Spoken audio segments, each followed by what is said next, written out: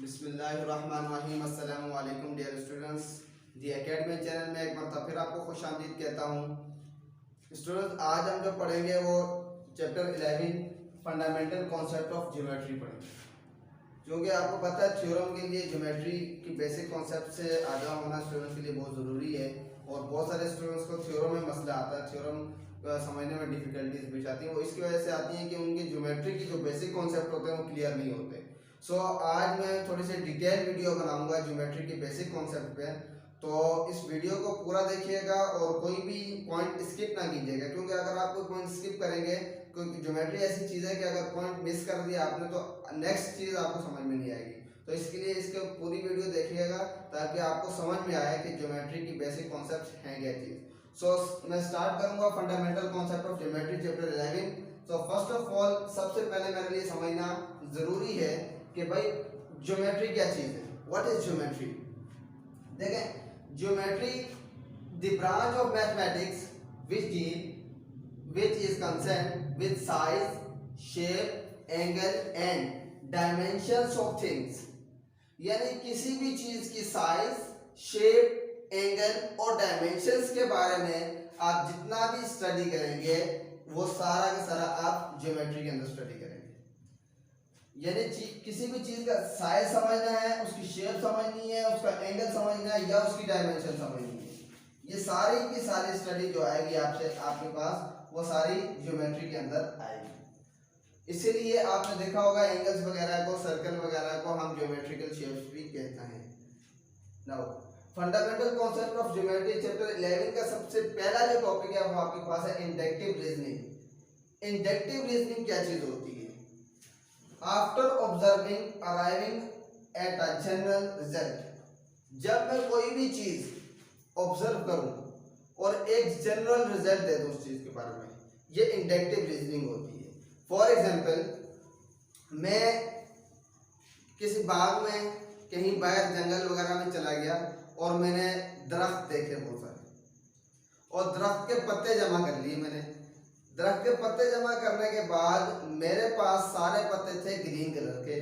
तो मैंने एक ऑब्जर्वेशन से जनरल रिजल्ट क्रिएट कर रहा हूँ कि दरख्त के पत्ते ग्रीन होते हैं। मुझे पता है, आप भी ये समझते हैं, आपको भी ये पता है कि हर दरख्त के पत्ते ग्रीन नहीं होते, येलो भी होते हैं, रेड भी होते हैं। लेकिन मैंने जो जनरल ऑब्जर्वेशन की है, एक ऑब्जर्वेशन से जनरल रिजल्ट निकाला कि leaves of all trees are green, सारे दरख्तों के पत्ते हरे होते हैं। ये एक इंडक्टिव रीजनिंग है जिसकी ऑब्जर्वेशन के बाद जनरल रिजल्ट आ जाता है। इसी तरीके से अगर ज्योमेट्री के अंदर इसकी एग्जांपल देखी जाए तो sum of the measure of all angles of a triangle is 180। समझे यहाँ पर बात को कि सम मींस जमा करना, of the measure of all angle, तमाम एंगल की मेजरमेंट को सम करें ऑफ अ ट्रायंगल, एक ट्रायंगल की, इज 180। वो क्या बनेगा? 180। फॉर एग्जांपल आप देखें कि ये एक एंगल है और ये दूसरा एंगल है और ये तीसरा एंगल, यानी इन तीनों एंगल्स को जब हम सम करेंगे तो इनका आंसर आना चाहिए 180। ये क्या है हमारे पास? ऑब्जर्विंग थी, जिससे हमने एक जनरल रिजल्ट, यानी अब जब भी हमें कोई ट्रायंगल मिलेगा तो हम कहेंगे कि भाई तीनों साइड्स, एंगल के तीनों, जो ट्रायंगल के तीनों एंगल होंगे उनको अगर हम सम करेंगे तो वो हमारे पास 180 डिग्री बनेंगे। नंबर सेकंड चीज में हमारे पास क्या? Deductive reasoning. Now deductive reasoning क्या है? Particular result from general result. एक जनरल रिजल्ट से पर्टिकुलर रिजल्ट, यानी कोई मखसूस नतीजा किसी चीज से निकालना। For example, all men are mortal. ये हमारे पास एक कॉन्सेप्ट है कि ऑल मेन आर मॉर्टल, यानी हर इंसान फानी है, हर इंसान ने मरना है। तो यहाँ पर मैं अगर इंसान की जगह किसी भी इंसान का नाम लिख दूं, अली लिख दूं, असलम लिख दूं, ताहिर लिख दूं, कुछ भी लिख दूं, आर मॉर्टल, यानी सब ने फना हो जाना है। सो ये एक क्या है? पर्टिकुलर रिजल्ट है एक जनरल रिजल्ट से। यानी कि हमने देखा बहुत सारे लोग ऐसे थे जो फना हो गए दुनिया से, तो हमने जनरल था कि सबने जाना है, तो उससे पर्टिकुलर एक मखसूस शख्स के लिए भी ये नतीजा निकाला कि इसने भी इस दुनिया से जाना है। इसी तरीके से अगर हम ज्योमेट्री के अंदर इसकी डेफिनेशन देखें या इसके एग्जांपल देखें तो sum of the measure of all triangle of all the angle of a triangle is 180 degree. यानी कि फिर वही बात कि अगर एक ट्राइंगल है हमारे पास, कोई सा भी ट्राइंगल आप ले लें, राइट एंगल हो या ट्राइंगल हो कोई भी हो, इसकी तीनों साइड्स को अगर हम सम करेंगे यानी तीनों एंगल्स को हम सम करेंगे तो हमारे पास जो रिजल्ट आना है वो 180 डिग्री आना है। ये क्या है, हमने जितने भी ट्राइंगल देखे सबको हमने देखने के बाद हमने एक पर्टिकुलर ट्राइंगल पर इसका जो तजर्बा किया यानी पर्टिकुलर एक हमने बनाया ट्राइंगल और उसकी सम किया तो उसका आंसर भी 180 आया। तो हमने क्या कहा, ये डिडक्टिव मेथड है। याद रखें ज्योमेट्री के अंदर डिडक्टिव मेथड यूज होता है, इसलिए हम ज्यादातर डिडक्टिव मेथड को पढ़ेंगे। इंडक्टिव मेथड की ज्योमेट्री के अंदर इतनी कोई खास अहमियत नहीं है या ज्यादा नहीं पढ़ाया जाता, इसलिए हम डिडक्टिव मेथड को मजीद कंटिन्यू करेंगे आगे। Characteristics of deductive method. Characteristics of deductive method में सबसे पहले हमारे पास आता है अनडिफाइंड टर्म्स। ऐसे टर्म्स जो विदाउट डेफिनेशन हो, जैसे प्लेन, पॉइंट, सरफेस वगैरह, उसको हम कहते हैं undefined term. That terms which is without definition is called undefined terms.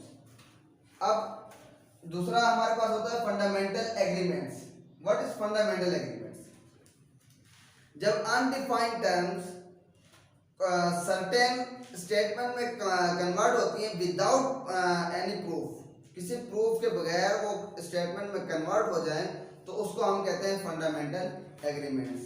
There are two types of fundamental agreements. Number 1 axioms, number 2 postulates. Axioms क्या होते हैं? रिलेटेड टू नंबर, जो नंबर को डील करते हैं, याद रखें।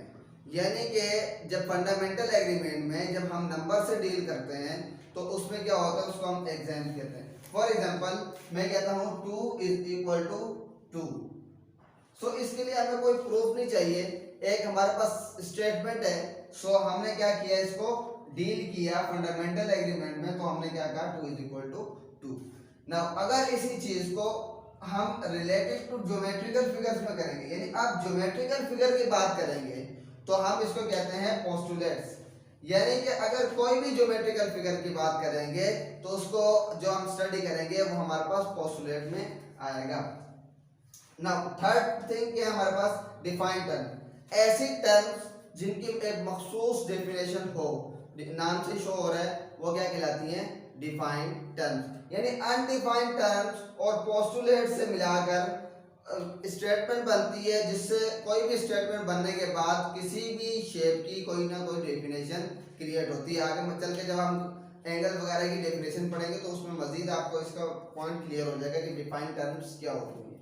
नाउ नेक्स्ट फोर्थ वन क्या हमारे पास, with the help of undefined term, fundamental agreement and defined term, other statements are developed and proved by deduction method. The statements called proposition or theorem. अब हमारे जो इस चैप्टर का पढ़ने का मकसद था वो यहाँ पर थोड़ा सा क्लियर होगा आपको कि with the help of undefined term, यानी undefined term और fundamental agreement और defined term, इन सब की मदद से एक स्टेटमेंट डेवलप होती है जो प्रूव बाय डिडक्शन मेथड, जो डिडक्शन मेथड को प्रूव करती है। द स्टेटमेंट कॉल्ड, फिर उस स्टेटमेंट को हम क्या कहते हैं, प्रोपोजिशन और थ्योरम। यानी जो आपने थ्योरम पढ़ना है उसमें आप क्या करेंगे, defined term, fundament undefined term, fundamental agreement और डिफाइंड टर्म, इन सब को कंक्लूड करके कोई एक स्टेटमेंट बनाएंगे और उसको प्रूव करेंगे, वो आपके पास क्या चीज होगी, थ्योरम। नाउ अब हम पढ़ेंगे बेसिक कॉन्सेप्ट्स। बेसिक कॉन्सेप्ट में सबसे पहले अनडिफाइंड टर्म, जो हम पहले पढ़ चुके हैं कि अनडिफाइंड टर्म्स ऐसी टर्म्स होती हैं जिसकी कोई डेफिनेशन नहीं होती। फॉर एग्जांपल एक पॉइंट है, इसकी कोई डेफिनेशन नहीं है और ना इसकी कोई डायमेंशन है, सही है, तो ये बेसिक यानी कि अनडिफाइंड टर्म कहलाएगा। नंबर 2 हमारे पास है कोइंसिडेंट पॉइंट और नंबर 3 कोइंसिडेंट लाइन। पहले तो हम कोइंसिडेंट को समझ लें, दोनों जो वर्ड है सेम वर्ड है, कोइंसिडेंट। कोइंसिडेंट मींस सेम, ठीक है। अब पॉइंट और लाइन, पहले समझे पॉइंट। कोइंसिडेंट पॉइंट वो चीज होती है, ऐसा पॉइंट जो दोनों एंगल में आ रहा हो। फॉर एग्जांपल देखें, मैंने यहाँ पर एक एंगल बनाया, राइट एंगल ट्रायंगल, सही है, और यहाँ से भी एक एंगल बना दिया। अब ये जो पॉइंट है, ये पॉइंट P है इस एंगल के लिए, यानी P, Q और R, और इसको मैंने दे दिया P, Q और S। अब देखें, इस एंगल के लिए P पॉइंट ये है और इस एंगल के लिए भी P पॉइंट ये है। अब दोनों एंगल के लिए सेम जो पॉइंट है उसको हम क्या कहेंगे, कोइंसिडेंट पॉइंट, यानी सेम पॉइंट जो दोनों एंगल के लिए एक ही पॉइंट यूज किया जाए, ठीक है। Number 2, coincident line. Coincident line क्या चीज होती है, यहाँ पर दोबारा इसी एंगल को अगर हम देखें तो ये जो लाइन है PR, ये Q वाला जो एंगल बना रहा है उसके साथ भी PR वाली लाइन मिल रही है, और नंबर PS की जो लाइन है, यानी ये जो एंगल बन रहा है इसके लिए भी PQ और PR वाली लाइन लग रही है। यानी कि हम कह सकते हैं कि जो ऐसी लाइन जो दोनों एंगल में सेम हो, इसके लिए भी ये लाइन और इसके लिए भी ये लाइन, तो इसको हम क्या कहते हैं, कोइंसिडेंट लाइन। कोइंसिडेंट पॉइंट ये था और कोइंसिडेंट लाइन यहाँ पर हमारे पास ये आ जाएगी। उसके पास collinear and non collinear point. Collinear point वो होते हैं जो एक ही लाइन में मुसलसल आते हैं। फॉर एग्जांपल, ये एक पॉइंट है, ये दूसरा है, ये तीसरा है। अब ये एक ही लाइन में आ सकते सारे, लेकिन अगर एक पॉइंट ऐसा, ये A B C और D पॉइंट यहाँ पर आ रहा है, सो ये देखिए ये तो सारे आपस में से कोलिनियर पॉइंट। अब ये जो है इसके साथ ये लाइन कभी भी इसके साथ नहीं अटैच हो सकती, हमें इसके लिए कोई दूसरी लाइन ड्रॉ करनी पड़ेगी, तो ये क्या कहलाएगा, non collinear point.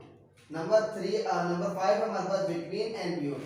For example, हमारे पास ये एक रो, अब इसमें देखें एक पॉइंट यहाँ पर है, सही है, एक पॉइंट यहाँ है और एक पॉइंट यहाँ है, ये 3 पॉइंट हमने बना लिए। इसको ले लिया A B and C। Between आपको पता है दो चीजों के बीच जो होती है, सो B क्या है, between A and C, but A क्या होगा, बियॉन्ड B एंड C, और C क्या होगा, बियॉन्ड A एंड B। सो जो बीच में आपके पास पॉइंट होगा वो आपके पास बिटवीन होगा, जो साइड्स पे होंगे उनको बियॉन्ड कहेंगे और बाकी दोनों को नाम दे देंगे। उसके बाद ये चीज लाइन सेगमेंट, इसको समझना जरूरी है। लाइन सेगमेंट क्या है, लाइन सेगमेंट एक सिंपल लाइन होती है, इसको हम कहते हैं लाइन सेगमेंट। लाइन सेगमेंट में 2 एंड पॉइंट होते हैं, 2 एंडिंग पॉइंट होते हैं, यानी एक ये और एक ये, A एंड B जो हमारे पास क्या है, एंडिंग पॉइंट है। एक सिंपल लाइन जिसके 2 एंडिंग पॉइंट हो वो हमारे पास लाइन सेगमेंट कहलाती है। रे एंड हाफ लाइन, पहले तो समझे रे क्या चीज होती है। रे विच हैज 1 एंडिंग पॉइंट, ऐसी लाइन जिसका एक एंडिंग पॉइंट हो उसको हम क्या कहते हैं, रे। इसी तरीके से अगर मैं यहाँ पर एक पॉइंट और लगा दूं और इसको B का नाम दे दूं, सो ये हाफ लाइन हो जाएगी हमारे पास, क्योंकि यहाँ से ये फिर रे कन्वर्ट होगी। दूसरे अल्फाजों में आप ये भी कह सकते हैं कि लाइन सेगमेंट के हमारे पास 2 एंडिंग पॉइंट होते हैं और रे के जो हमारे पास 1 एंडिंग पॉइंट होता है, तो इसको हम हाफ लाइन सेगमेंट यानी लाइन भी कह सकते हैं। और उसके बाद लास्ट हमारे पास क्या है, अपोजिट रेस। अपोजिट रेस क्या चीज होती है, ये हमने एक रे बना लिया, उसमें हमने A 2 पॉइंट बना लिए, A and B। So A का जो अपोजिट रे होगा B होगा और B का जो अपोजिट रे होगा वो A होगा, यानी उसके अपोजिट में जो रे बनेगी उसको हम क्या कहेंगे, अपोजिट रे। सो स्टूडेंट्स, यहाँ तक तो ये चैप्टर 11 का अब लास्ट पार्ट है। डेफिनेशंस हैं एंगल वगैरह, एंगल की, सप्लीमेंट्री कॉम्प्लीमेंट्री एंगल की।